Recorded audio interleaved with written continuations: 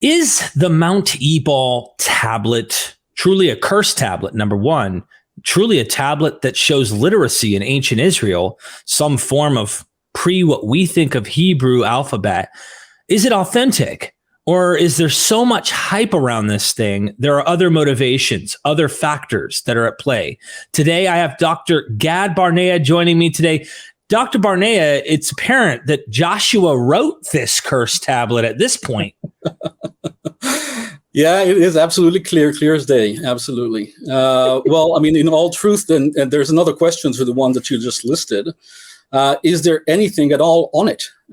That's not just what is, it's not just what is might be written on it, but are there any human? The first thing is, are there any human incisions? Any human ever tried to write on this little 2 by 2 centimeter tiny little lead object?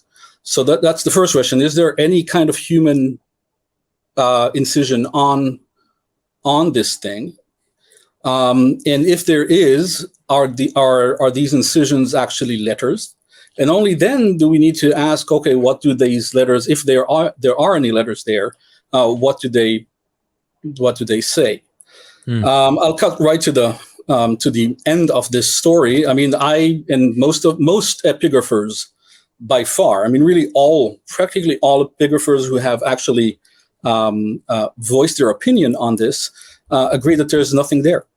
There's simply no text at all. So, if you start building mountains on top of that, say, well, there is text and there is human, markings on it, and the text on it actually confirms that Moses was literate and all that nonsense. I mean, excuse me, but it is nonsense.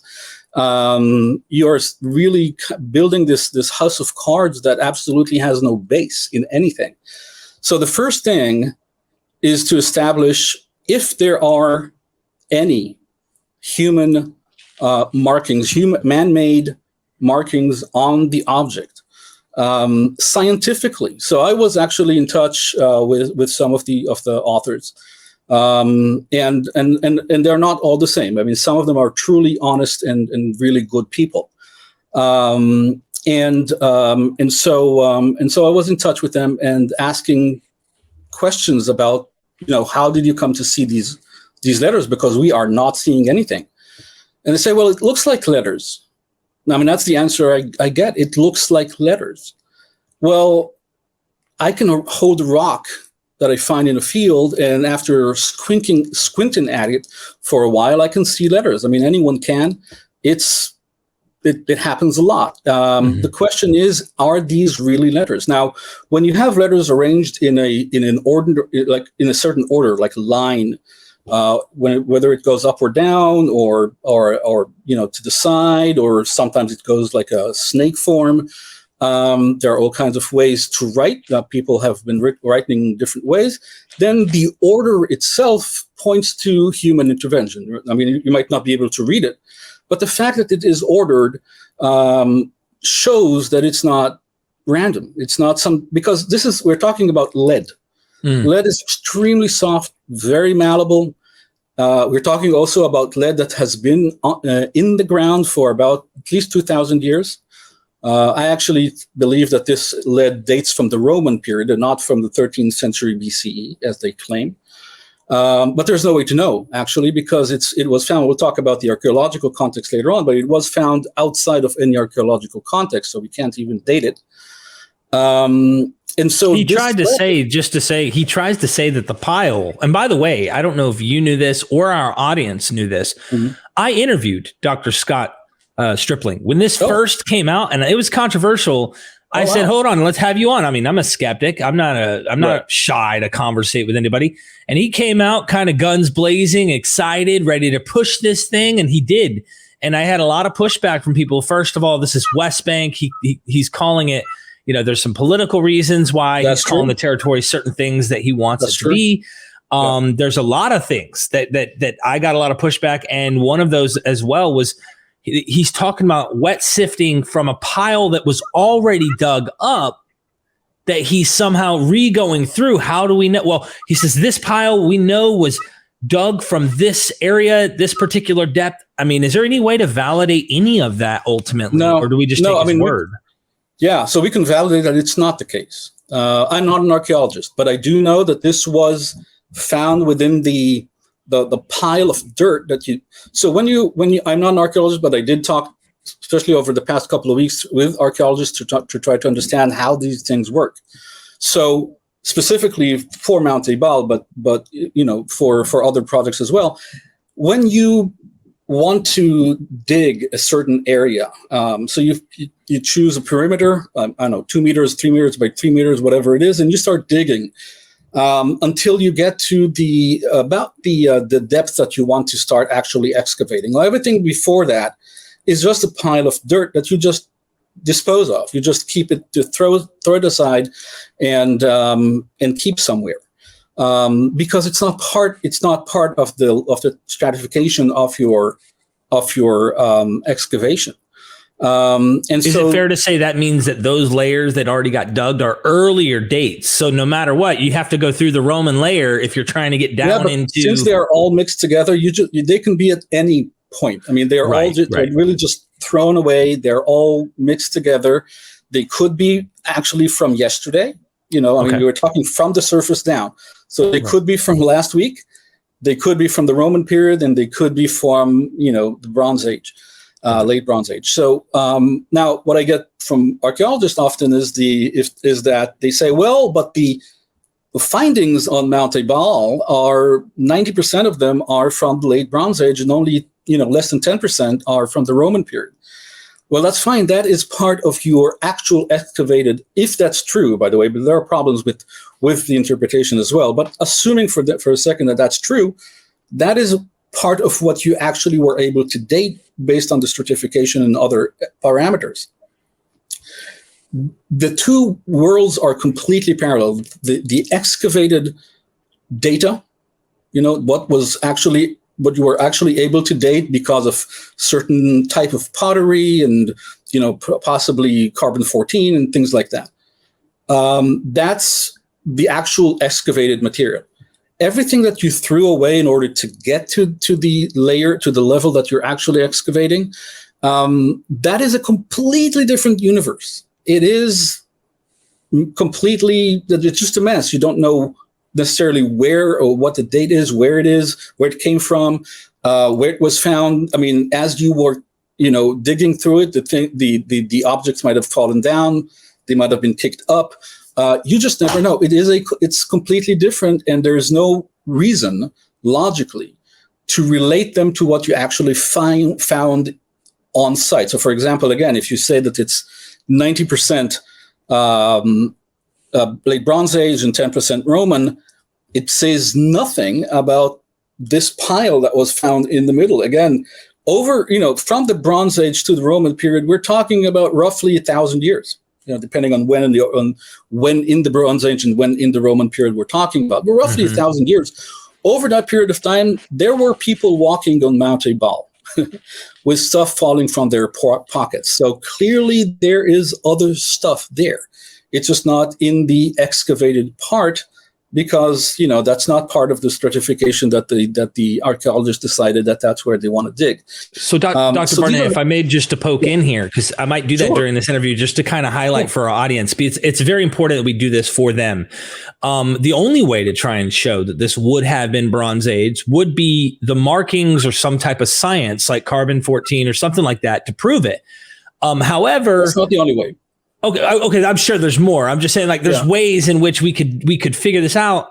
But even then, if we found writing, let's just say, there's so many kind of fake stuff that is out there now that it's like, goodness gracious, we really need to be able to validate that this object itself dates to this period. We need to have really good kind of scientific empirical data knowing this came from that strata without someone saying, hey, I just found this in a pile that was dug in the 80s or 90s and I'm like re-sifting through. It's just kind of odd, in my opinion, how this was discovered. And then we're going to get into the problems, I'm sure, about how it was immediately released and just shouting from the rooftops. So you are actually touching, I think, on one of the most important things that we need. There are this next generation of archaeologists and historians and early history of historians and scholars of ancient religion in general have to tackle. I mean, the first thing now, and now I'm on this. I'm totally agreeing with Israel Finkelstein, who's one of the great archaeologists in our area, and he talks a lot about the need to be scientific about what we're doing. I've heard it throughout my studies, and I still hear it here and there, that the humanities are not a hard science. It's not an exact science. It's, you can say what you want. This is absolutely not true. It can be, and it should be managed or run as a scientific endeavor. I mean, in the hard sciences, in physics, for example, and my dad is a physicist, so we talk about it all the time. In the hard sciences, you come with hypotheses, and you have to validate them, and you have to validate them based on certain methodologies that people have developed over the years, and formula, etc. We can do exactly the same. There's no reason why we should not approach things scientifically, and we should. And so, for archaeological discoveries, like possible inscriptions and things like that, we should be very, very skeptical always. I mean, if you remember, we had this Darius inscription found at Lachish about 2 months ago. Yeah. You remember that someone just everyone's like, whoa, this is real, man. This is real. Yeah, exactly. No, this is real. And so the thing is here. One of my friends, the moment it came out, just sent it to me on WhatsApp and said, look at this is amazing. And he knows that I'm working on the Persian, on Persian period. So that for me would have been awesome. I take one look at the picture of it and I say, this is fake. Because I work with exactly that kind of epigraphy of Darius the First. And, this is exactly the material that I work day in and day out with. And one look, it's like, this is fake.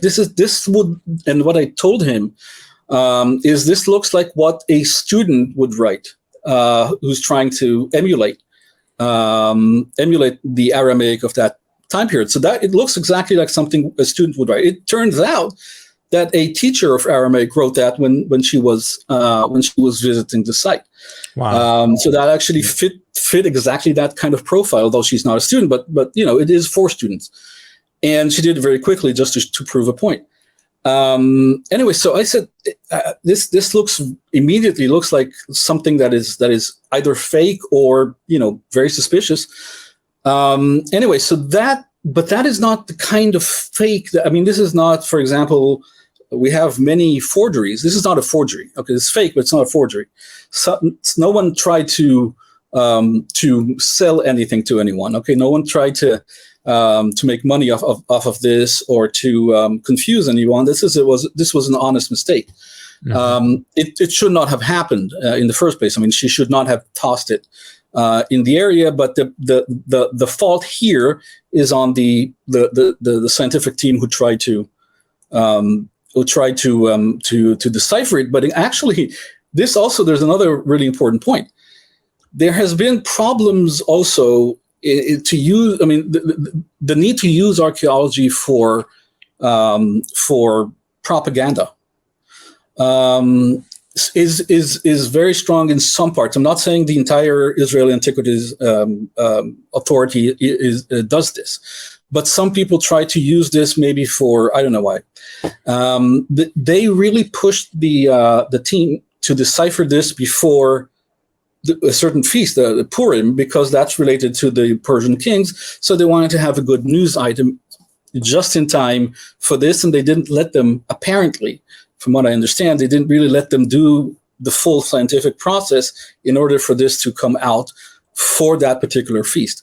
So these things are just not, this is not scientific. You cannot force this. You can't force the scientific team to work faster just because you have an opportunity to push some agenda. So if I may, what I'm finding with Dr. Stripling is that he came not only with a very big imagination, it's as if he had his spatula in one hand, but his Bible in his other. And technically he's just looking at the Bible while scooping and going, oh, it's all coming true. Somehow this curse tablet that he likes to call is somehow identified with Joshua's claim of this mountain, and there's curses on this mountain. And now the whole story, like as soon as you see the image, you have this picture of the Bible automatically coming up. And that seems to be what it was when he interviewed with me, that was it. And so there's some motivating factors that I noticed. He did an interview with Sean McDowell. Yeah. And I don't know if we're ready at the interview yet to do that part, but I'd be happy whenever you feel we've covered some of the before we get to that point. If you feel like we've covered enough, we can play that clip and let people kind of see what I think's going on there. But is there anything you want to add? Yeah, we can play that clip. Maybe just one sentence before we do that. So Scott Stripling, anyone listening to this can just go to a website called Associates for Biblical Research and see what their agenda is. I mean, there is a very clear. There you go. So this organization is all about doing everything they can to prove that the Bible is inerrant, and that's their mission. Just to read it for people who may not see this: a Christian apologetics ministry dedicated to demonstrating the historical reliability of the Bible through archaeological and biblical research. And sure enough, here's this tablet he likes to call on the left, the Mount Ebal curse tablet. It's already published. And I mean, like this guy's been talking about it for 6 months to a year now before any real for more than a year, actually. Yeah. Let me ask you this too, as far as we're concerned on this topic about what the actual peer review has. It's published there's so many issues we could talk about. Like it's published in a journal that's scientific, but it's not related to epigraphy, if I'm not mistaken. And then not only that, like there's so many odd things that I think about this whole issue that are coming up is just how he promoted the whole thing before anyone ever really got to do it. And even today, aren't they hiding like all of these supposed scans? They're not showing like everyone can just see, or. So the choice of journal is very, very bizarre. It is a very serious journal, a very, very prestigious journal, but its focus is mostly on metallurgy, the chemistry of metals and and really all of its board. If you look at this, the boards of editors and collaborators, they are all basically chemists and people with that kind of background. Mm-hmm. It's not an archaeological journal, of course. It does, because it deals with metal objects. Of course, sometimes it does have to do work with archaeologists, but that's not its main focus. Certainly not epigraphy. I mean, epigraphy, you should send that quote unquote text to an epigrapher to see if there's anything actually there first, and if there is, do the epigraphers that are signed on to the article actually decipher it correctly.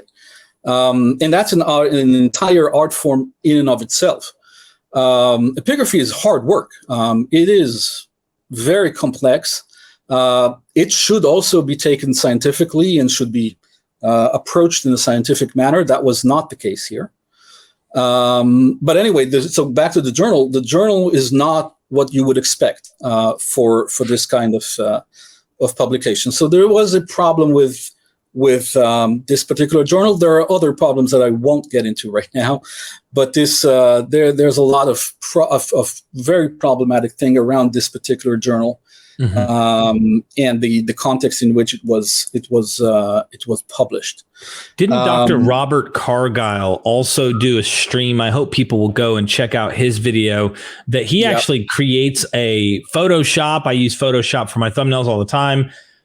Here on the left is the supposed cursed tablet with its supposed writing. And on the right, what are we looking at here? Yeah, so on the right side, we were seeing Professor Galil's, reconstruction or drawing that what he sees, what he can read on this tablet. And on the left-hand side, you're seeing a slice of a tomographic scan. Now that's maybe an important thing to point out.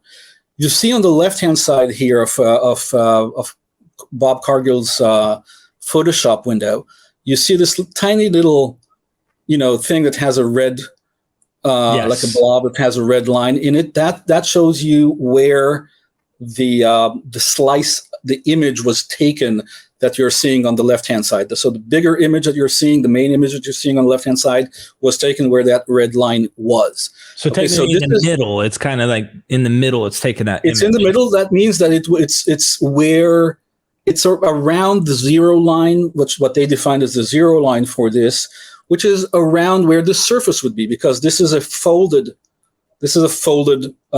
piece of lead. So that's where the surface, if there was writing on it, that was around that area would be where the surface would have been. So it makes sense to take a slice this image from there, and that's what they published. I mean, this is what they published as their writing surface, as what contains the text. And on the right-hand side, you see Professor Galil's interpretation of that. And anyone with, any kind of, vision, ability to look at stuff sees that there's really almost practically no correlation between the two. It's, and I mean, again, you can have, using a lot of imagination, you can see, well, this kind of looks like this, maybe.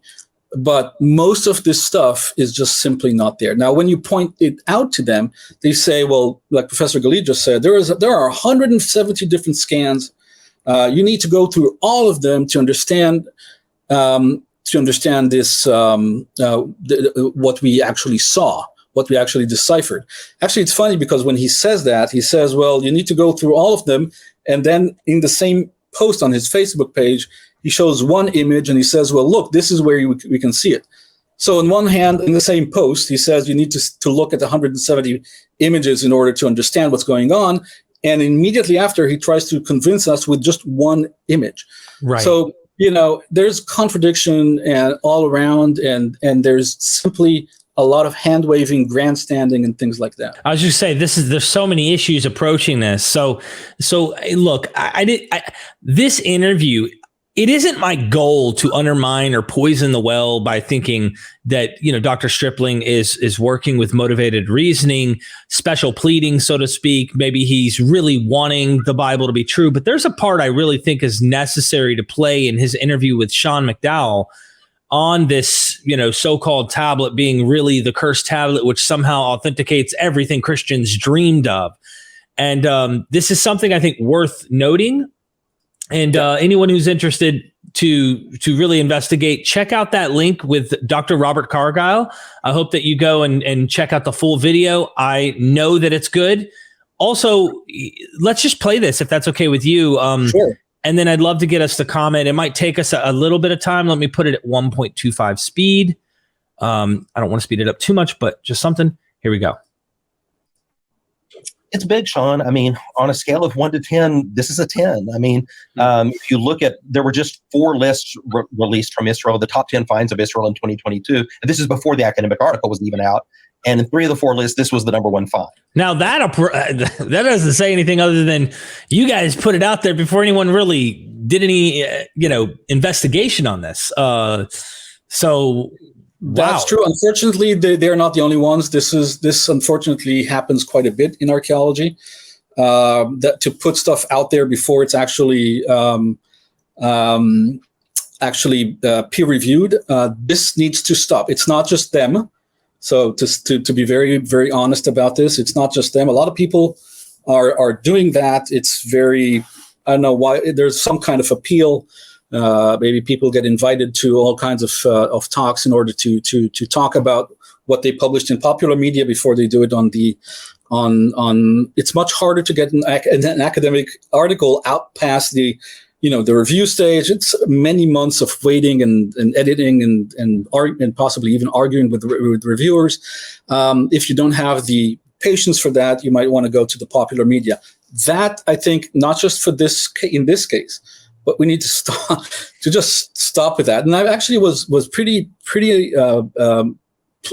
positively surprised that one of the Israeli newspapers, Times of Israel, at some point they actually, on their website, they said, we are not going to publish anything more.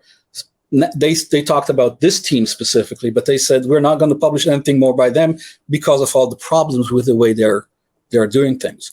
So more, and kudos to them, more journals, more outlets need to do the same and just say, you know what, we're not playing along with this. Because ultimately you might need to react, and you might need to get into all kinds of other issues, and it hurts your own credibility as well. Yeah. So Sean asked him, and he says, it's a 10, man. This thing's huge, and it's already up there. So continue. Everybody recognizes that this is big. Now that the academic article is out, I think the gravitas will come to bear, and the ramifications are huge. And this is why I've called this a tsunami from Mount Ebal, because it reverberates. Do we indeed have evidence of literacy? Does this dismantle the documentary hypothesis? Because right next to Yahweh, we have El. So El Yahu side by side, and the whole basis of the documentary hypothesis is that these sources are hundreds of years apart. We have them side by side. So just think about it. All the generations of seminaries that have taught the documentary hypothesis, if this dismantles that, that's huge. So early literacy on a biblical level, an archaeological level, an anthropological and sociological level, the ramifications are big. As a believer, I think the issue is, do we have a reliable biblical text? And a lot of people have said that we don't.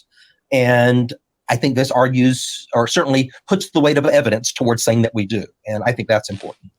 Okay, so you mentioned the documentary. So before we end up getting into should we go ahead and play the how this actually, tackles the documentary? I'd like to say something right here. I mean, yes.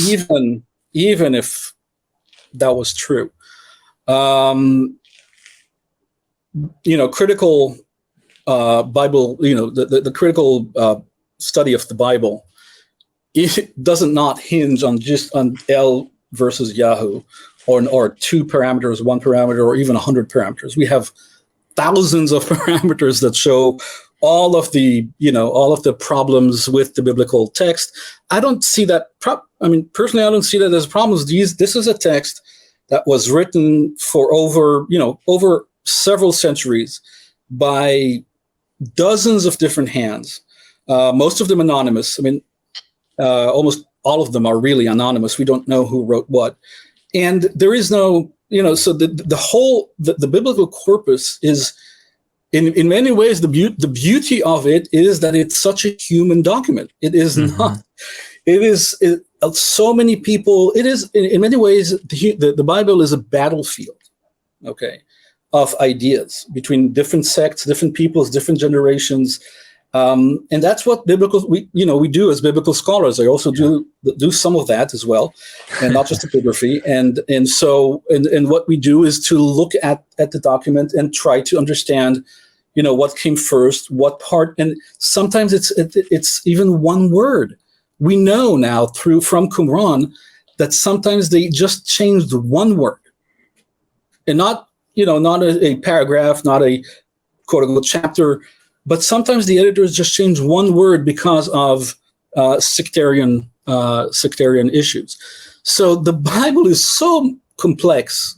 Pretty much any old authoritative religious text like the Rig Veda or the Avesta, these are very complex texts, very rich texts, very beautiful texts. And all of them have gone through, even Homer, right? The Homeric corpus. So much work has been done. The thing about the Bible that makes it even more so is that so many people during the time that it was redacted, edited, written, etc., people saw it as giving them identity. It actually represented their identity and their sect within Judaism. So you have all kinds of sects trying to insert here a verse here, a word here, a change even the order of chapters. Or again, chapters is a very, very recent concept, right? But the Bible is just full of these things, and the critical approach to Bible study does not hinge on Yahoo versus El. I mean, this is even if we allow everything that they claim, it does not show. It really does not change anything for that's your point. I mean, it just doesn't. Even if we allow them all of that, but that shows you something. And we just saw, Scott Stripling's website.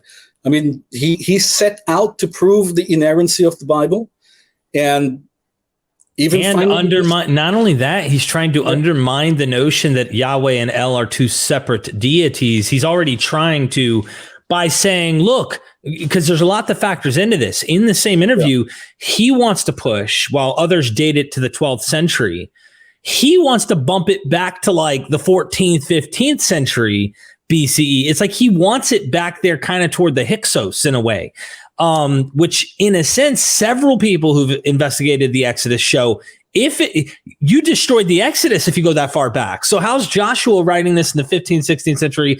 And like, there's all sorts of issues that kind of come up with what you do if you're pushing that date. But he's kind of trying to go as early as he can, say that they're literate, say that Yahweh and El are the same. It's just, the same God.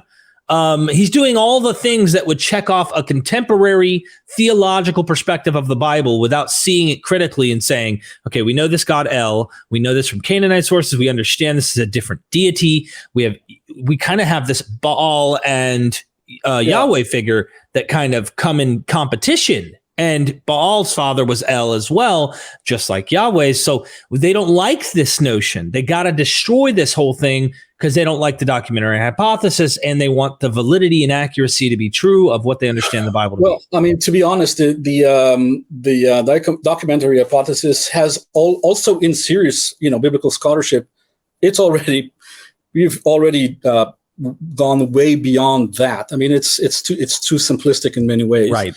And so, but what he was trying to, and I'll just say something really quick on this because we have other things to cover on this particular tablet, and I can talk just hours just on this point. But what he was trying to say is that the documentary hypothesis has these different documents, right? Different traditions. One of them is called Elohist, and the other one is called Yahwist, etc. The priestly Deuteronomist. And so the Yahwist and the Elohist are seen as two different documents. And he says here we see them both together. So that for him destroys, which is of course complete nonsense. But that I think that's where he was heading. There's a lot of discussion still today going on with the documentary hypothesis, but most of us have gone beyond that very simplistic view. Again, we now know that there's so much more complexity than just these 3-4 documents, right? Or whatever you want to say. Things are extremely complex. The Exodus, again, I'll try not to go too much into this, but this whole Exodus story is much later. And I'm convinced. Of course, not all of my colleagues are convinced of that, but there are very good scientific reasons through comparing it to other cultures and looking even at the vocabulary used in this story to understand that this is a much later story. So that was kind of imposed on a different narrative. Anyway, we can talk about for hours. Okay. But what else do we want to cover? So again, going back to this tablet, because that's I think the main thing we want to talk about is that bottom line, there is really no text there. I mean, people listening to this video might hear a lot about this. And a lot of people saying, well, does it say this? Does it say that? Or first thing to understand is that there's, and I'm not the only one, again, saying this, but there is no text there. And again, I want to reiterate the fact that I was talking to one of the authors, and he says, "Well, I see this, and as I said earlier, you can see text in any piece of, rock that you hold up and you pick up in the field. You can squint enough to see something written on it. Seeing text methodologically, scientifically, just seeing text is not enough unless there's other parameters on top of that. Usually, maybe it's ordered in a line. That's good enough. That says that there's human intervention. But there's no order. I mean, you showed the photo from the Photoshop of Bob Cargill's computer. There is no order to these signs. Okay, so you have something that is unorganized, not ordered, not written in any script that we can. We have to approach this. In fact, so maybe one more word. We're talking here about some new technology. It's called tomographic. Tomographic. That's CT. It's not new technology, but it's the use of tomographic epigraphy in order to decipher what might be writing that's within that you cannot open. That's really new. And for this particular discipline of epigraphy, which is only about 2 years old, there needs to be a very well-established, clear scientific methodology on how do we know it's a letter, how do we know that it's a human incision or not, and how do we decipher what we do when we understand to say, well, if it is a human made marking, what does it mean? It might be someone just drawing something. It might not be a letter. So there needs to be very, very clear set parameters. And, we're talking to a bunch of people to try to make that happen. Wow. There's so much that goes into this tablet, and it's really exposed a lot of, I would say, flaws in the way that we've approached this and how we need to be more careful. We have all the signs for reasons to be more careful. There's no order. Some of those symbols that we saw in that image earlier that person was drawing, like, I guess those symbols mean something in and of themselves, but what kind of alphabet? That's a question I'm curious to know about, because, we know what Hebrew looks like. And what is this alphabet? I got a lot of crap when I did my first interview with Scott Stripling, where he was like, this is just an older Hebrew. There's this continuity of language from Moses. This is just Hebrew, biblical Hebrew, just a little older. And others were like, no, this is like something else. What is this writing? It's something else. It's related to what's called Proto-Sinaitic script, which is the first kind of really alphabetic script that was developed. It was developed much earlier than the 13th century. Keep in mind, 13th century, we are already post what's called the Elamarna stage. We know, and that's maybe another thing that's important to say, I personally have no problem saying that people were literate in Judah and in Palestine at the time. I have no problems saying that people were literate, people could have written. That does not, the fact that they say, well, this proves that they were literate, that really doesn't innovate. That's there are very few people that would disagree with this, that people were able to write and they were literate. So really, again, that's not a very shocking. That should not place them in one of the top 4 discoveries of last year.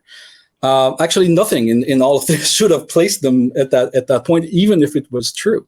So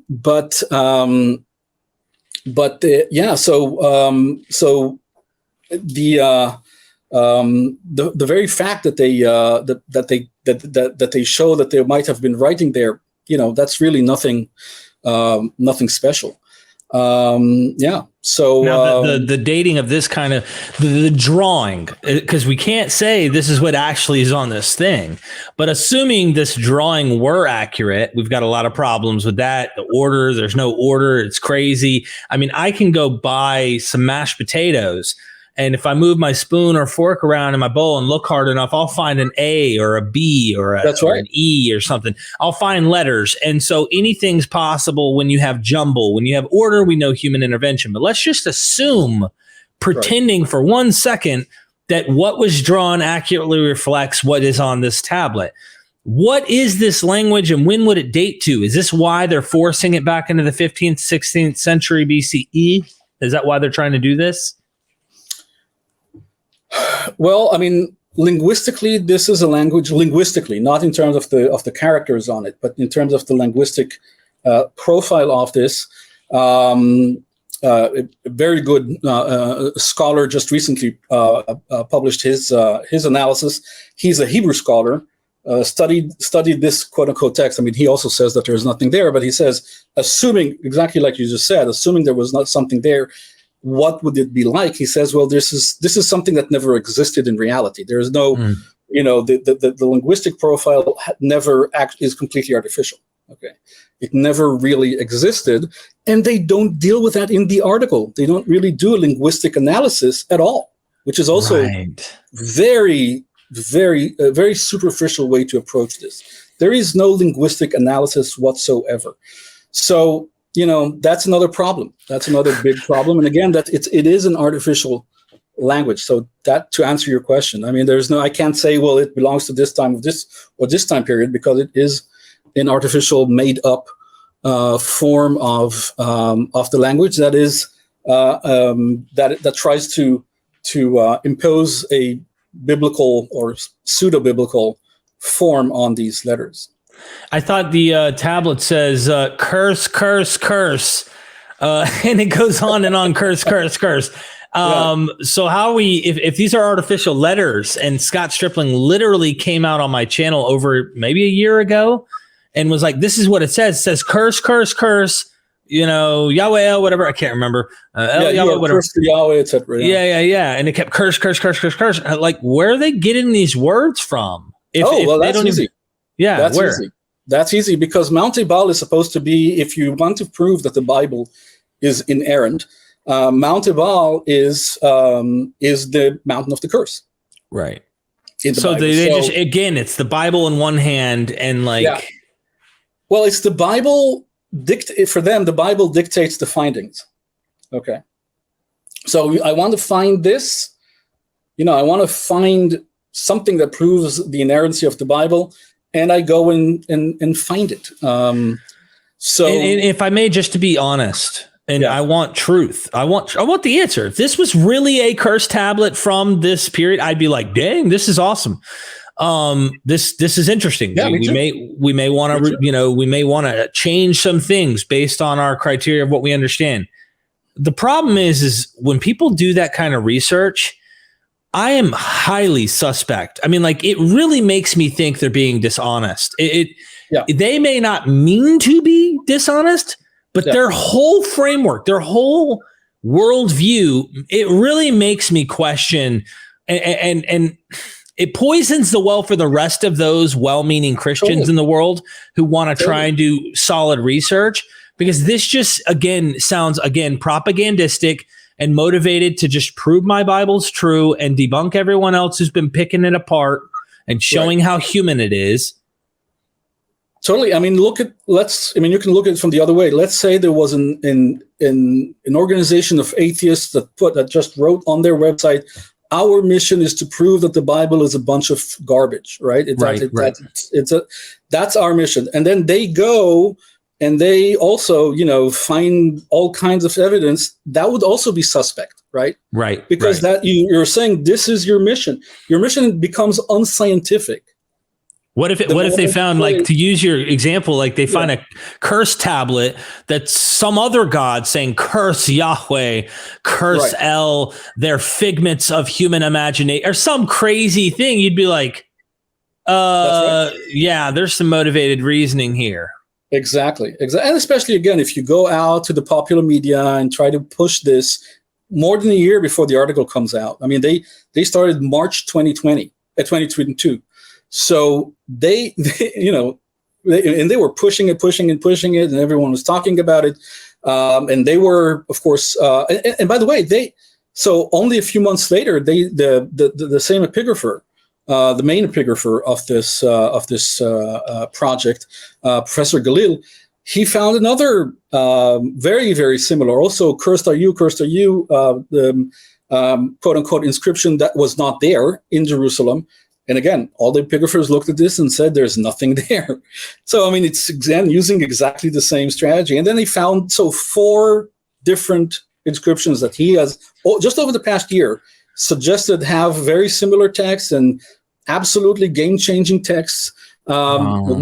One person found all of them in just the past year, and all of the epigraphers look at that and say, in every single case, there's simply nothing there. I call this the epigrapher's new clothes, because that's exactly what it is. But it's clearly motivated by some unscientific agenda. I'm not going to get into any kind of speculation what the agenda is. Of course, we did see on Scott Stripling's website, he says right there what the agenda is. But for Gershon Galil, I'm not going to get into that kind of speculation. But something is motivating him to go and just in 1 year to find these four quote unquote inscriptions that the only common denominator is that every professional serious epigrapher says that there's nothing there. So, that's just that I believe from a purely scientific perspective, it really hurts our discipline. Okay, it hurts our field. And that might be one of the things they are trying to do. I don't know, undermine the credibility of epigraphy. I'm not saying it is, but that might be. But it does hurt our credibility, and in one way, shape, or form, that needs to stop. Okay, and one of the things we're trying to do now is to do something positive out of this, like I mentioned earlier, to now go and systematically build a methodological playbook, a methodological framework on how to decide, is there anything written or not? If there are any human incisions or not, what kind are there of incisions are they? A real methodological framework that people could use. I mean, they can, of course, disagree with it, but at least they need to reference it, and we will all grow as a discipline together from it. But we lack the methodological framework in order to do this correctly, and that needs to change. So many problems with their method. I mean, they find it in a pile of already dug up stuff. We don't know when and where it actually comes from. You think maybe Rome, others think maybe, or these discoverers. Well, I actually think it's a clasp. It's not a tablet. It's basically a clasp for maybe a rope. Bob Cargill, actually, I believe, also suggested this. That he was the first to suggest this, as far as I know. Because it has this depression in the middle. There's a line going through it, and that really fits really nicely a thread that goes through the thing. And it's just it's lead, so it's very, very soft. It's perfect for a really light clasp for a piece of clothing. And that's, I believe, all it is. It's a clasp that fell into the ground, and and that's really it. I mean, the emperor's new clothes, the epigrapher's new clothes. It doesn't show anything that you wouldn't expect a piece of lead being in the ground for hundreds of years to show. I mean, it'll show damage markings from pebbles hitting it over time. Maybe hail. Maybe a stick, just a wooden stick that was pressed on it for a while. All these striations, all these damage markings, that's actually what you see it from the outside and on the inside. So, Dr. Barnea, you just don't want the Bible to be true. Okay, I'm kidding. Yeah, this is interesting. So a clasp. I caught you. I caught you, man. Yeah. No. This is really interesting. So the possible clasp for some type of clothing, possibly. We don't know. But when someone is looking at this and can come to, this is probably a clothing article from some period between way back to Roman era. Who knows? And can jump to Joshua on this mountain. People are writing exactly like the biblical tradition says, curse, and come up with this. It sounds like imagination and Bible are playing much more work in their method than rigorous scientific.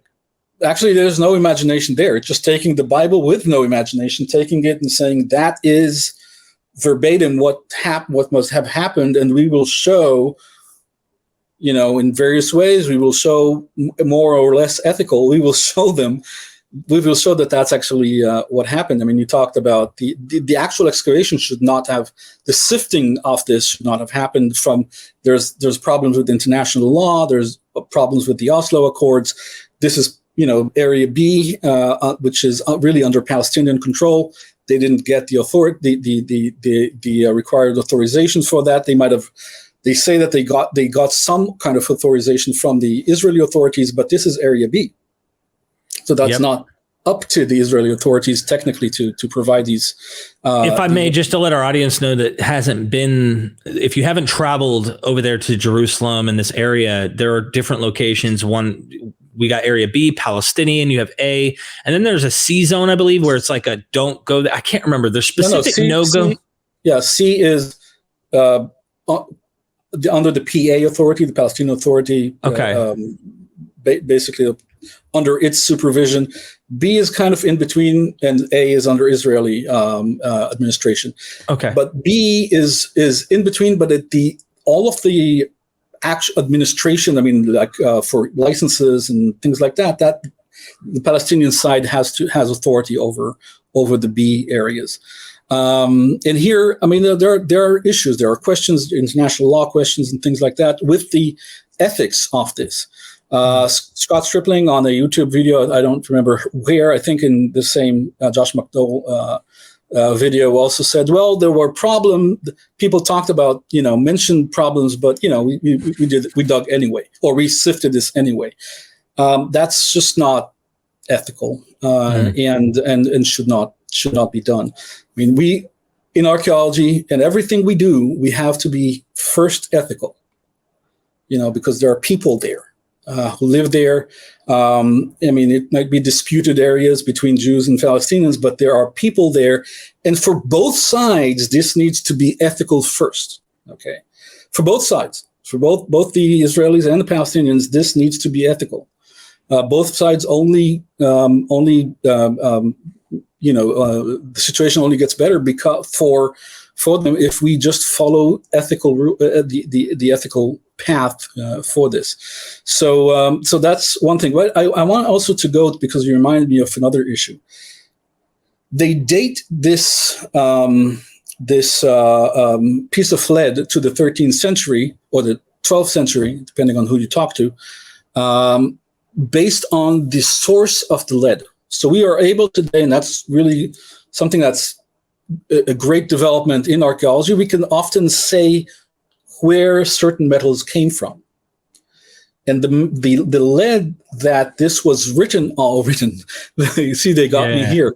The lead that was found is from Lavrion next to Athens. So it was a very big and very important source of silver and lead in antiquity.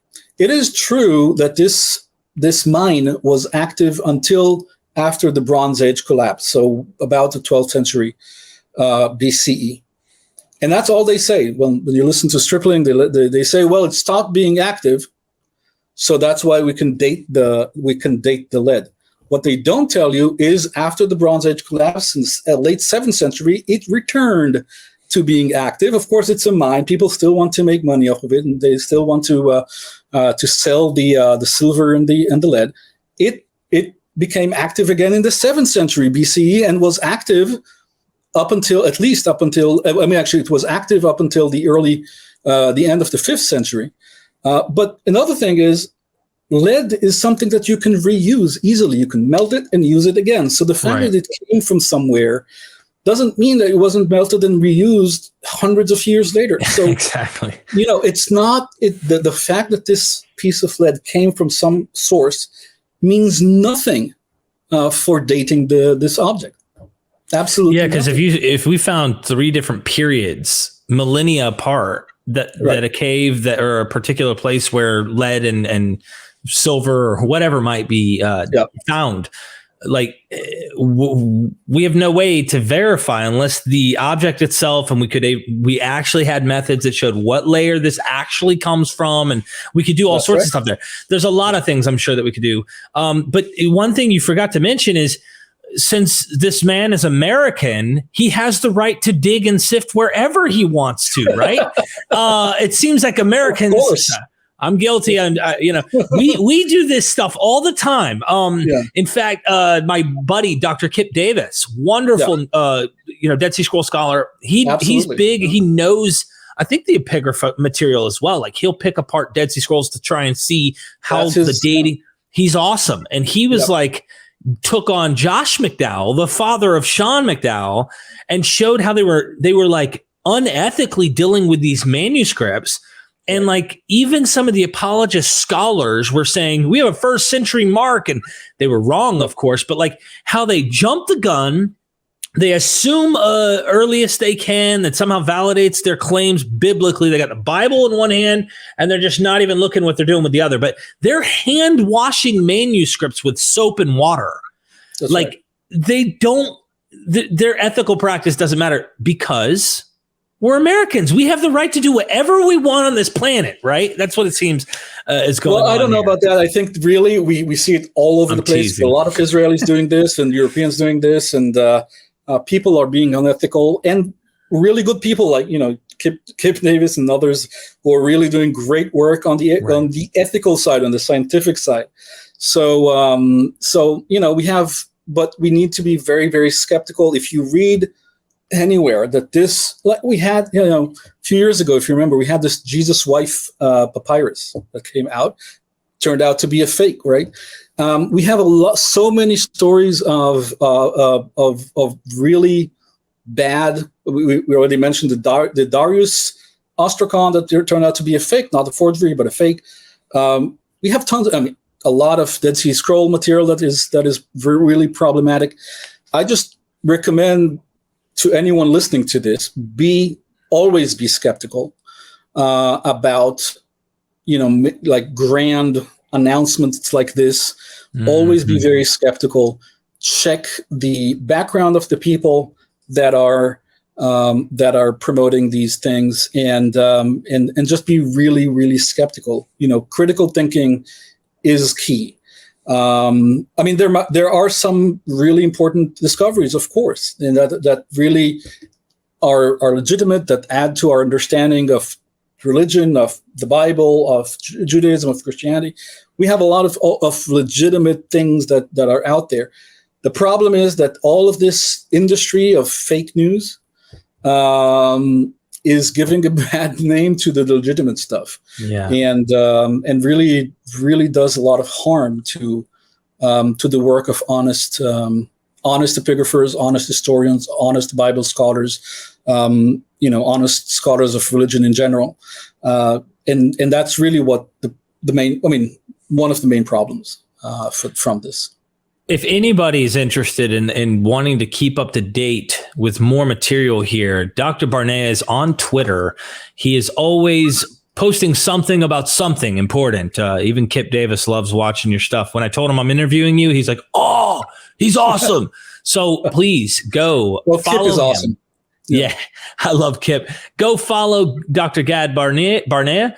And also, you can go to his academia page. Both of these will be down in the description. So I wanted to give you a shout out and a plug there. I hope people will start supporting scholars that we bring on to MythVision. Dr. Barnea, I know that you also specialize in things that we're not even talking about today. Like you're really, really an expert in the Persian era. I want to talk to you about that at some point.